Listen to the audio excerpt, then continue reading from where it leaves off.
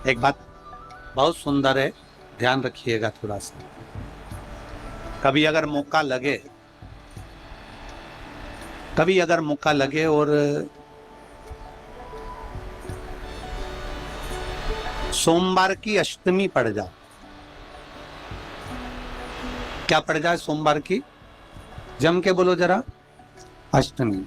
या तो सोमवार की अष्टमी पड़ जाए, या हर महीने शिवरात्रि आती है, हर महीने आती है, या तो सोमवार की अष्टमी पड़ जाए या फिर सोमवार की शिवरात्रि पड़ जाए, हर महीने आती। प्रयास करना।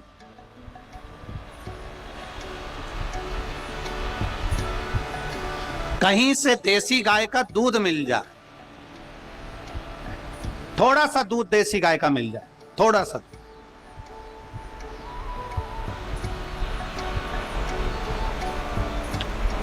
देसी गाय का थोड़ा सा दूध अगर प्राप्त हो जाए, बेलपत्री के पत्ते से दूध कटोरी में लेकर, मात्र बेलपत्री के पत्रे से एक एक बूंद, अगर दूध आप एक बूंद अगर ज्यादा ना मिला हो, एक चम्मच भी अगर आपको दूध देसी गाय का मिल गया हो, और सोमवार की अष्टमी पड़ जाए या सोमवार की, जम के बोलो, शिवरात्रि पड़ जाए, उसमें केवल अगर देसी गाय का दूध मिल जाए, जर्सी गाय का नहीं हो, देसी गाय का अगर दूध मिल जाए, बेलपत्री के पत्ते से, तुम्हारे घर के अंदर अगर शिवलिंग है या मंदिर में शिवलिंग है या तुम्हारे नजदीक में कोई शिवलिंग है, उस पर बूंद बूंद, एक एक बूंद अगर शिवलिंग पर दूध समर्पित कर रहे हो, श्री शिवाय नमस्तुभ्यम, नमः शिवाय, या षडाक्षर मंत्र ओम नमः शिवाय, या 33 अक्षर का मंत्र महामृत्युंजय मंत्र, इसका स्मरण कर कर शिव जी पर देसी गाय का दूध समर्पित कर कर इस बेलपत्री को अशोक सुंदरी वाली जगह पर अगर आप समर्पित कर देते हैं, फिर आप जिस भी चीज के लिए अप्लाई करें, मेरा देवाधिदेव महादेव आपका हाथ पकड़कर खींचकर आगे बढ़ा ही दे। मेहनत करना,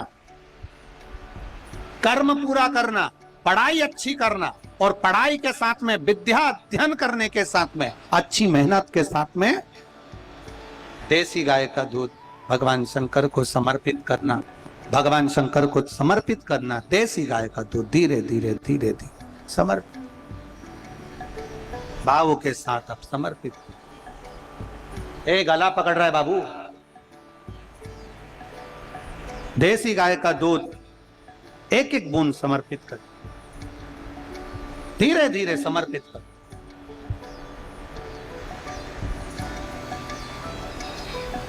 और देसी गाय का दूध जब धीरे धीरे समर्पित करें, बड़े रास्ते से, आनंद से धीरे धीरे जब आप समर्पित करेंगे, बेलपत्री, वही दूध में सनी हुई बेलपत्र अशोक सुंदरी वाली जगह पर, उस समय पर डंडी का भाग शिवलिंग की ओर नहीं होना चाहिए, उस समय पर डंडी का भाग जहां से पानी बहकर जाता है अशोक सुंदरी की ओर से, वहां पर होना चाहिए।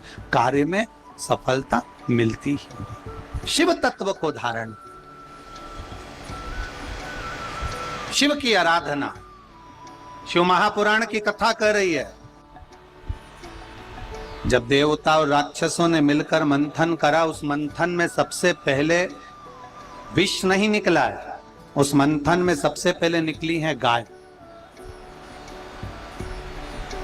सबसे पहले प्रकट होने वाली है गौ माता, जो मंथन में।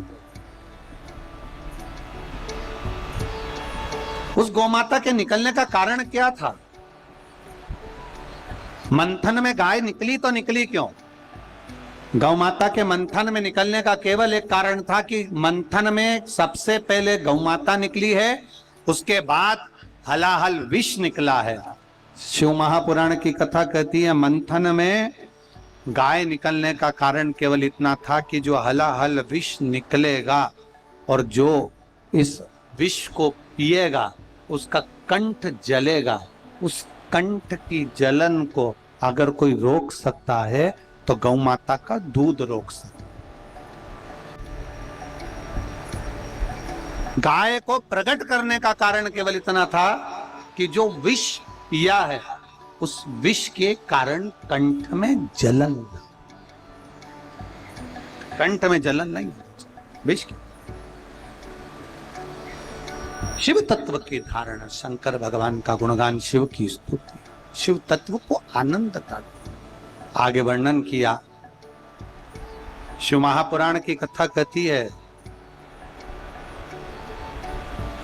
बहुत ध्यान देना महाराज, घड़ी अपने हाथ में होती है पर घड़ी का समय अपने हाथ में नहीं होता। घड़ी तुम भले 50,000 की पहन लो, 1,00,000 की पहन लो, हीरे की पहन लो, चाहे पट्टे की पहन लो, चाहे चेन की पहन लो, घड़ी अपने हाथ में रहेगी पर घड़ी का जो समय है वो अपने हाथ में नहीं रहेगा। समय आपका कैसा लाना है ये मेरे महादेव के हाथ में।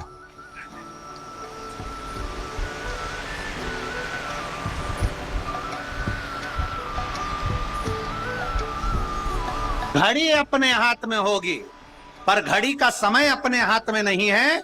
उसी तरह भगवान के मंदिर में जाना अपन जा सकते हैं, शंकर जी पे 1 लोटा जल अपन चढ़ा सकते हैं, शिव जी की स्तुति अपन कर सकते हैं, शंकर भगवान का गुणगान अपन कर सकते हैं, शिव नाम का स्मरण अपन कर सकते हैं, शंकर की स्तुति अपन कर सकते हैं और बाबा से प्रार्थना अपन कर सकते हैं। पर इतना जरूर याद रखना कि आपने दिल से, मन से, भाव से 1 लोटा जल शिव को जो समर्पित करा है वो जल खाली नहीं जाता। शिवलिंग पे चढ़ा जल माता पार्वती जी के हस्त कमल पर आकर गणेश कार्तिकेय से होता हुआ, अशोक सुंदरी के पास से होता हुआ, 33 कोटि देवताओं का स्मरण करता हुआ हमें सुख प्रदान कर देता है और हमारा कल्याण कर देता है। वो जल सहज सारी समस्या का हल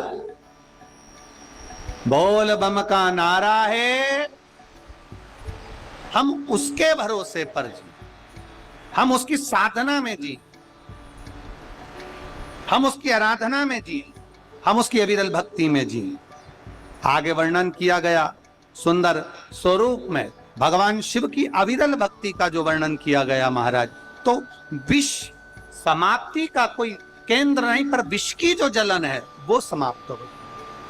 आगे वर्णन किया गया बड़े भाव से 12 ज्योतिर्लिंग के चरित्र का वर्णन शिव महापुराण कर रही।